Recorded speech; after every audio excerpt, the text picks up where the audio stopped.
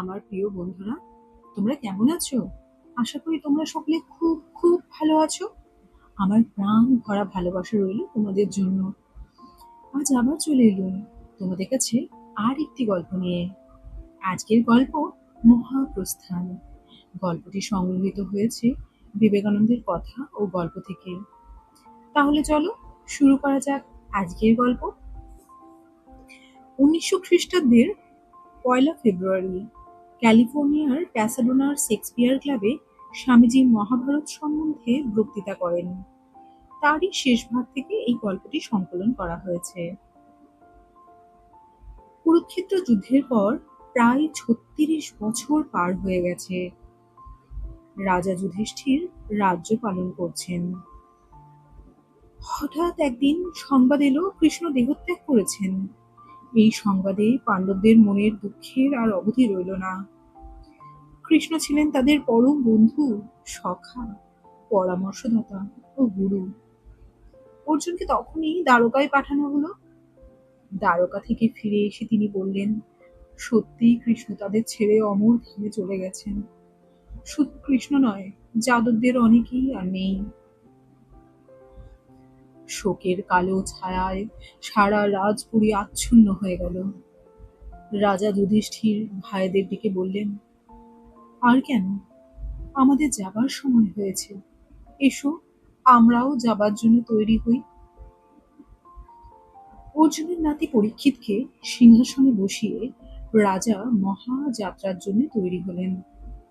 তার সাথী হলেন ভীম, অর্জুন, নকুল, সহদেব আর রানী দ্রৌপদী। রাজপোশাক ছেড়ে তারা পরলেন গাছের বাকল।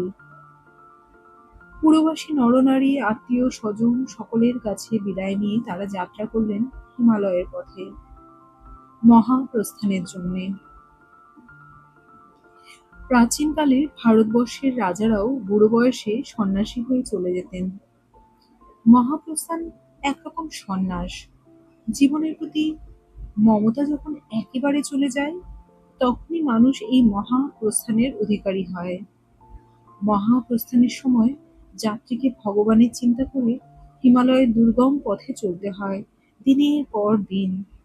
খাওয়া দাওয়ার পর্যন্ত উপায় নেই। এইভাবে চলতে চলতে পথিকের শেষ নিঃশ্বাসটি বেরিয়ে একদিন অনন্তে মিশে যায়। পাণ্ডবেরা চলেছেন হিমালয়ের পথে।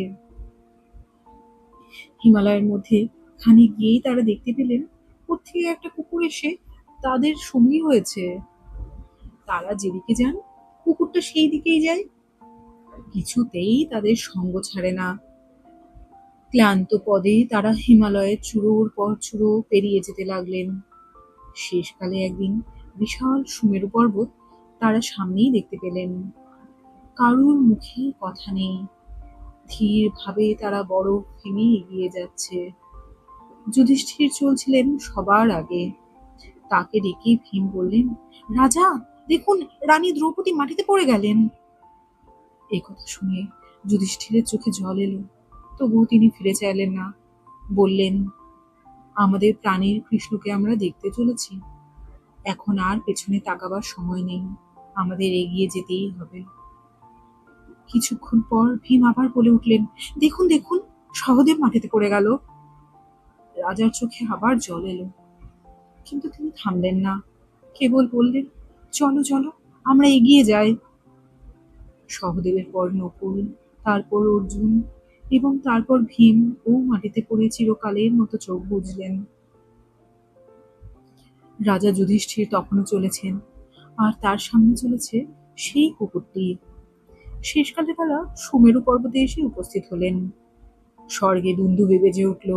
দেবতারা আকাশ থেকে থরে থরে পুষ্পবৃষ্টি করতে লাগলো। একখানা সুন্দর রথ এসে তখন তাদের সামনে দাঁড়ালো। রথ থেকে নেমে এলেন দেবতাদের রাজা ইন্দ্র। যুধিষ্ঠিরকে অভ্যর্থনা করে নিয়ে যাওয়ার জন্য দেবরাজ নিজেই এসেছেন। ইন্দ্র বললেন, রাজা, মানুষের মাঝে আপনি সবার চাইতে বড়, কারণ সশরীরে আপনি ছাড়া আর কেউ কখনো স্বর্গে আসতে পারেনি। আসুন রাজা, আপনার জন্য এই রথ নিয়ে এসেছি। যুধিষ্ঠির তখন উত্তর দিলেন, দেবরাজ, আপনার দয়ায় আমি মুগ্ধ হয়েছি। রানীও আমার সঙ্গে আসছিলেন, তারা পথেই মারা গেলেন। তাদের ছেড়ে আমি কি করে স্বর্গে যাই বলুন? দেবরাজ বললেন, তারা আগেই স্বর্গে গিয়েছেন, এবার আসুন আপনি আমার রথে। যুধিষ্ঠির তখন পেছন ফিরে কুকুরটিকে বললেন, এসো বাছা, আমরা তাহলে রথে উঠি। এই কথায় ইন্দ্র একেবারে চমকে উঠল। বললেন, সে কি কথা রাজা, কুকুর উঠবে রথে? অশুচি অপবিত্র কুকুরটি আপনি পরিত্যাগ করুন। কুকুর কখনো স্বর্গে যায় নাকি? আপনি জ্ঞানী, কিন্তু এ আপনার কি বিচার? ধার্মিকদের মাঝে শ্রেষ্ঠ বলেই আপনি সশরীরে স্বর্গে আসতে পেরেছেন, কুকুর কি করে স্বর্গে যাবে?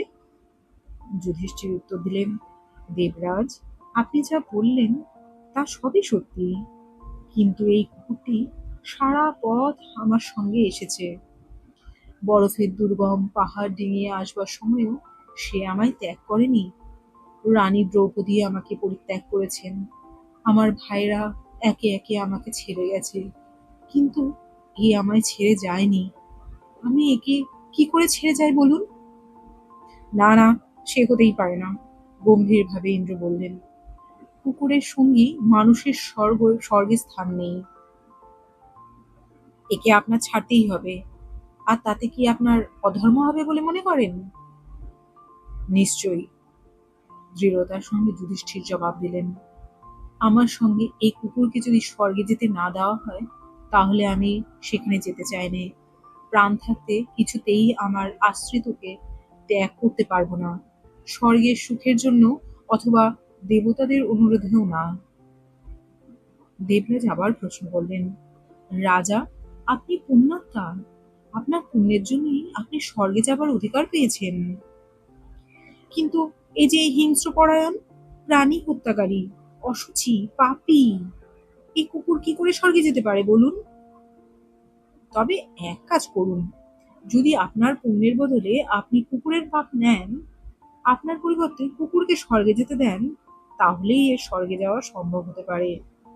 আপনি কি তাতে রাজি হবেন রাজা? আমি আনন্দে রাজি হলুম দেবরাজ। আমার সমস্ত পুণ্য নিয়ে আমার পরিবর্তে এই কুকুর স্বর্গে যাক, আমার যাবার দরকার নেই। যুধিষ্ঠির তার কথা শেষ করতে না করতে দেখতে পেলেন এক আশ্চর্য ব্যাপার। কুকুরটি আর সেখানে নেই, তার জায়গায় দাঁড়িয়ে আছেন ধর্মরাজ যম।